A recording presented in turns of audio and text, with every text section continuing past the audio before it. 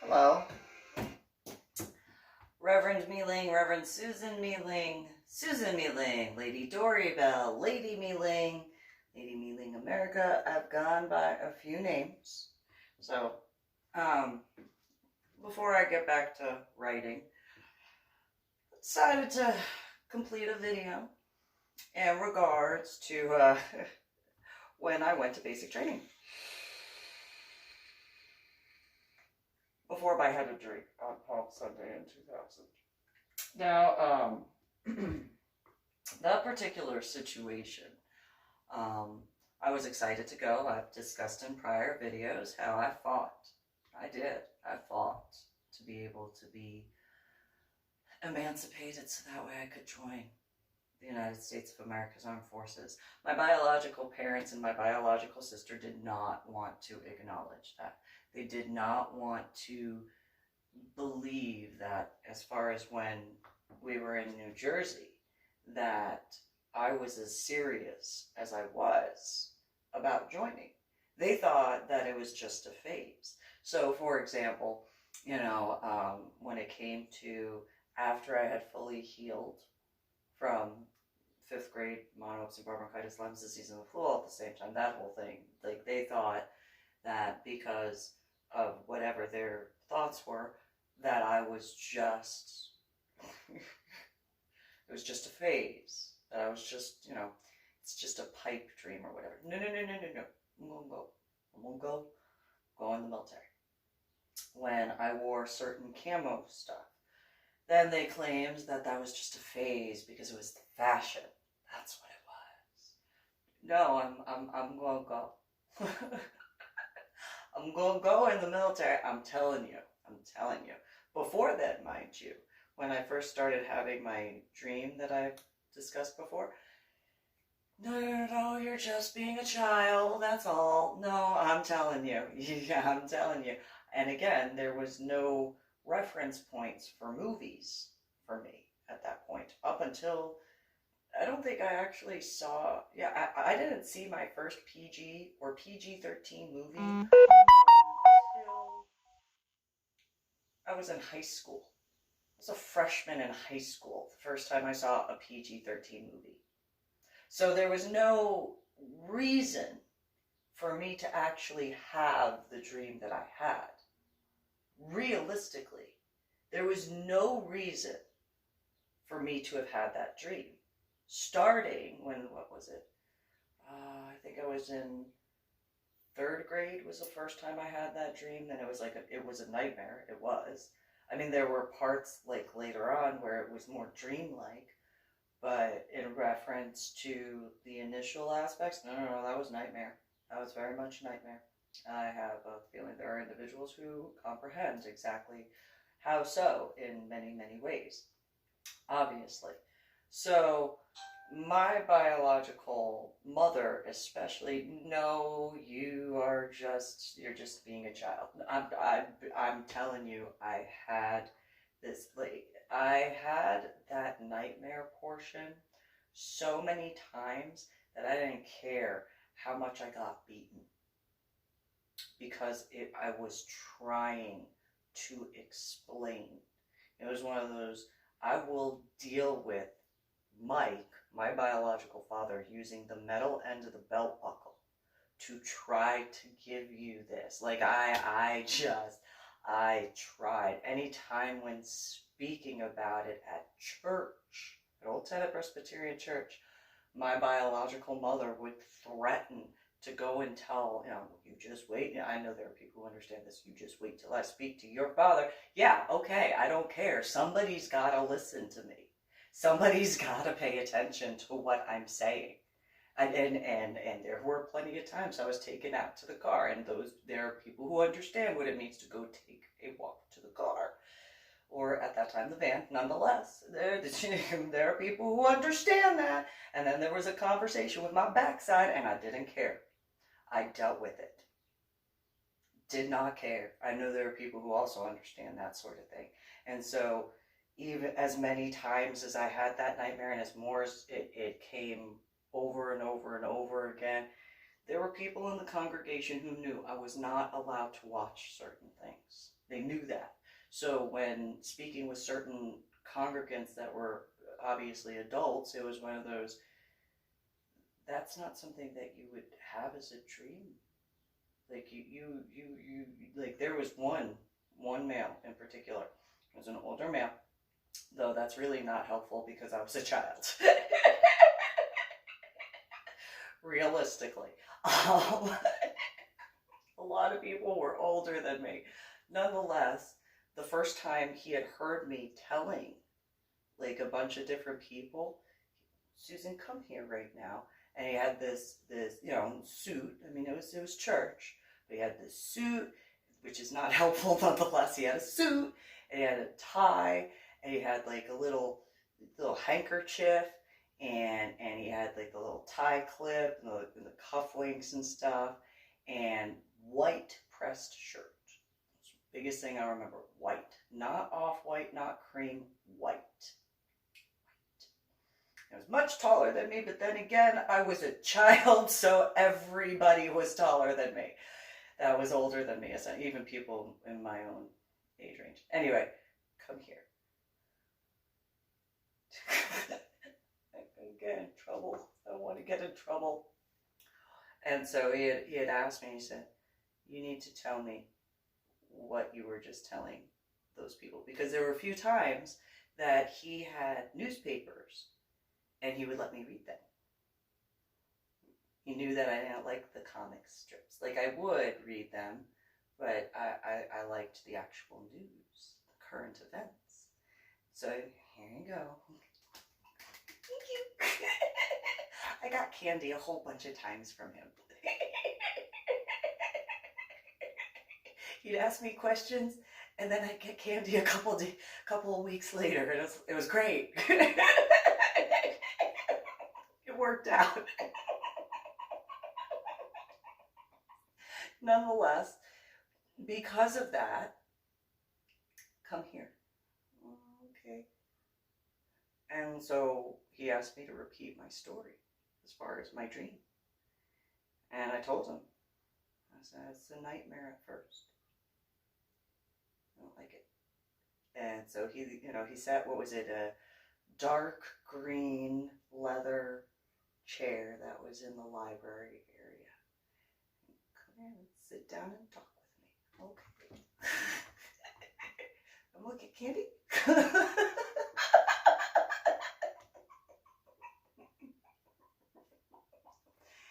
And so, I told him about the stuff, and then in 5th grade I got sick. That was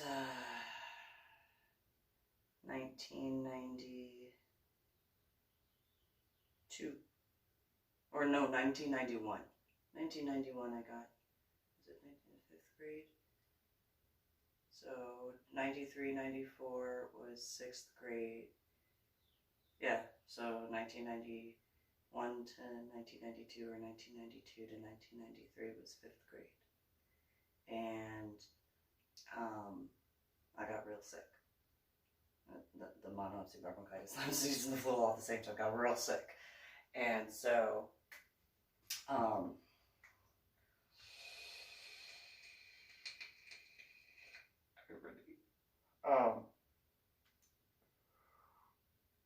and after that, after I got better, I'd only seen him a couple more times. And he said he was moving, but he couldn't tell me where he was moving. So, okay, no more candy. As a child, give you a break.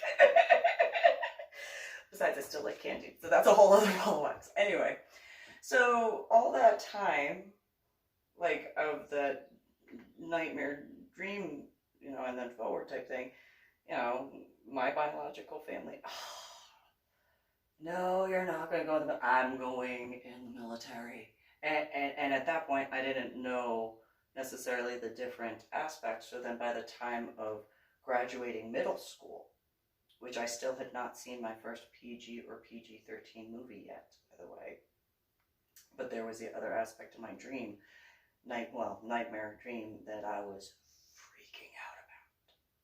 freaking out. Oh, I was just books, read books, like just as much information. Like, I need to know stuff. I need to know how to do whatever needs to be done. Like, I just woo. And since the pastor of the church at the time was a chaplain in the army, and I was one of those. Okay, so just saying, Pastor Mackenzie, what do I need to do? Like, what? You're too young. No, I am not. Yes, you are. I'm telling you I can do it. No, you can't. You just wait. Grow up.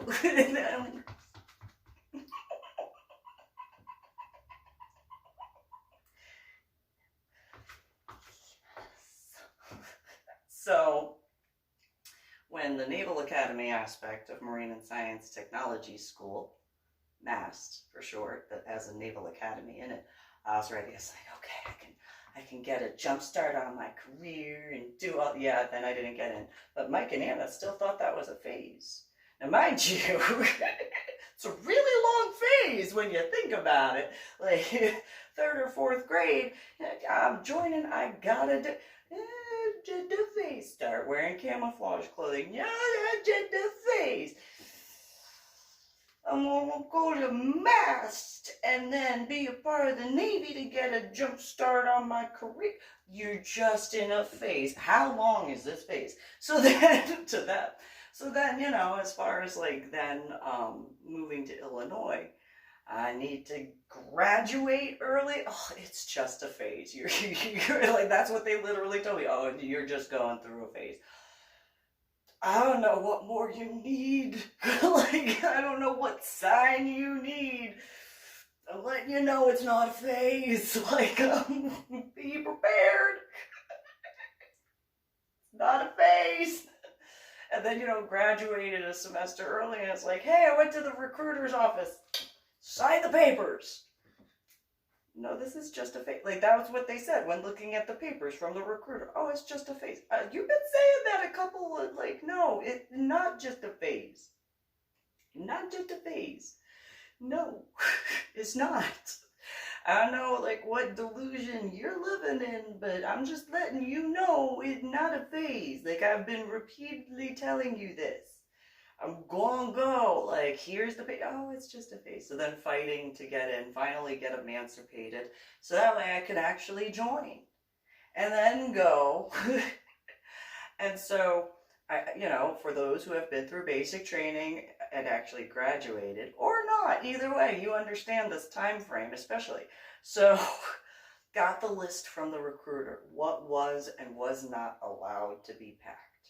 What was and was not allowed and considered as contraband. It's like, the only thing that I technically wound up getting in trouble for was having 2 times as many socks. I had I had a batch of socks that said however many you were allowed to have, and I bought a second bag. Because I was like, no, I do not want to deal with certain issues in my boots. I don't think so. I'm going to have some extra socks. I'd rather have extra socks. Yeah, I'll get in trouble for extra socks, but really, not really. Really, but not. In comparison to, like, other contraband, please. Please.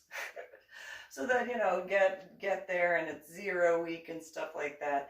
And it was after, you know, going into the Bay Area and stuff like that. Not in basic training Bay Area, but the 0 week area of the bays. And so the males were on one side, and the females were on the complete other opposite side. Unlike in basic training, when in the same building, we were actually in separate buildings.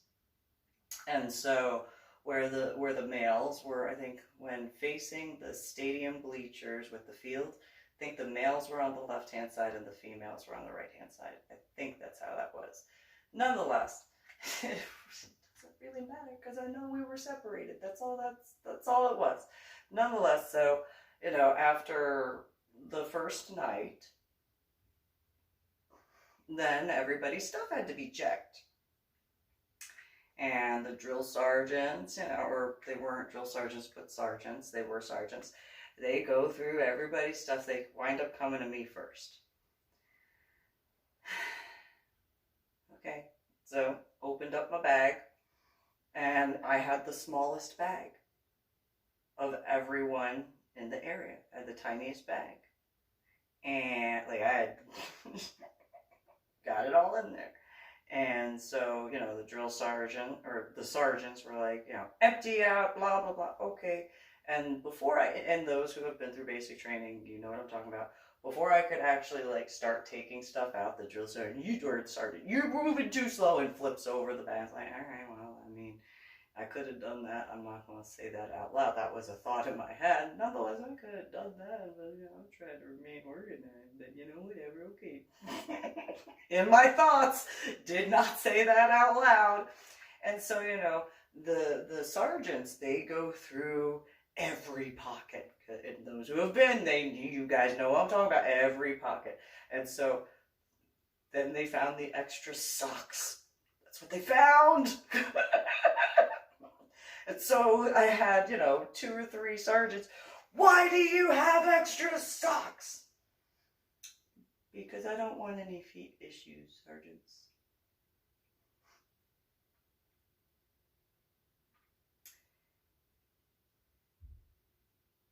And they just kind of looked at me. And then one goes, where is your contraband? I don't have any.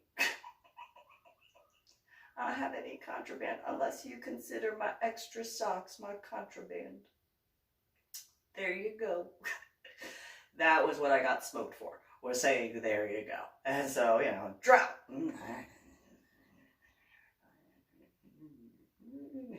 So then, you know, then they went through the rest of everybody's stuff. And for those, especially that are females, whereas, you know, males, you don't necessarily have the same issue. For each piece of makeup, everybody had to drop. Each piece. Why you'd bring makeup to basic training, I still don't know. I understand having camo paint, which I actually did. I actually had my own. I had my 3 colors. I had my 3 colors. I had the black, I had the green, and I had the beige. I was ready. And it was not a phase at all. And so, you know, granted, I think one of them was shoe polish by accident, nonetheless.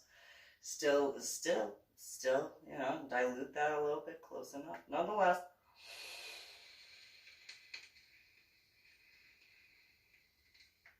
Just saying. So every female in that area got smoked for every female's, you know, each piece of makeup.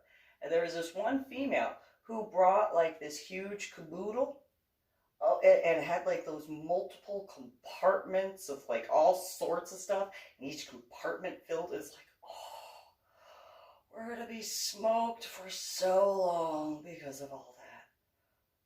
Ugh. And so, you know,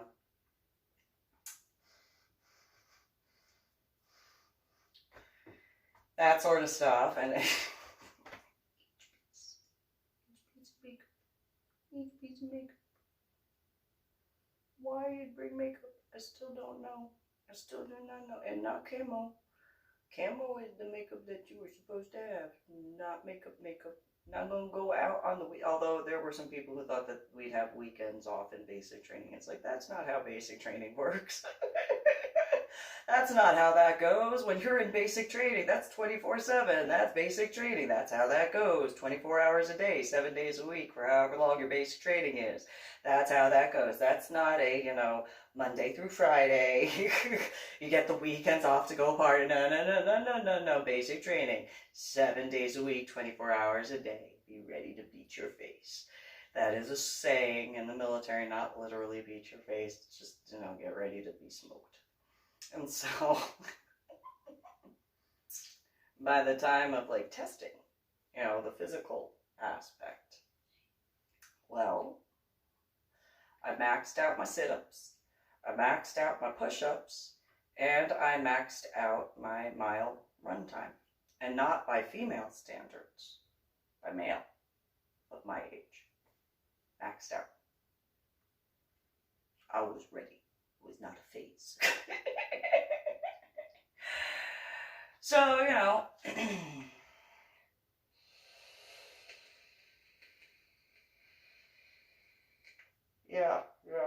There were those who I had explained that to when, after Fort Sam Houston, when in the civilian sector, it's like, no. Better not have contraband. You better not have contraband. No. Get smoked for that. And so, a bunch of people were just, you couldn't have been that hard. So I got the opposite. It was, you couldn't have been that hardcore. I kind of was preparing for the military for a little while. I mean, it was just a couple years that I was like, what do I need to have? What can I not have? What was not a phase. So, yeah. So I got made fun of for that. Nonetheless, very few people that I had met in the civilian sector had any understanding of that. And I was one of those, no.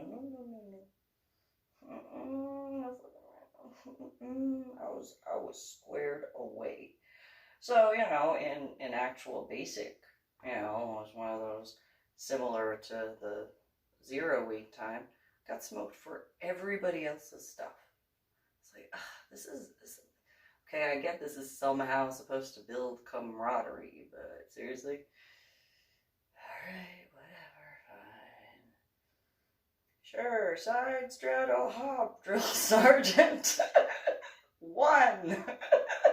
Side straddle hop, drill sergeant. 2. For those who don't know, it's a jumping jack. That's what that is. Side straddle, because your feet jump to the side and you straddle while you hop. That's why it's called side straddle hop instead of jumping jack. Just saying the irony in that regard. And so,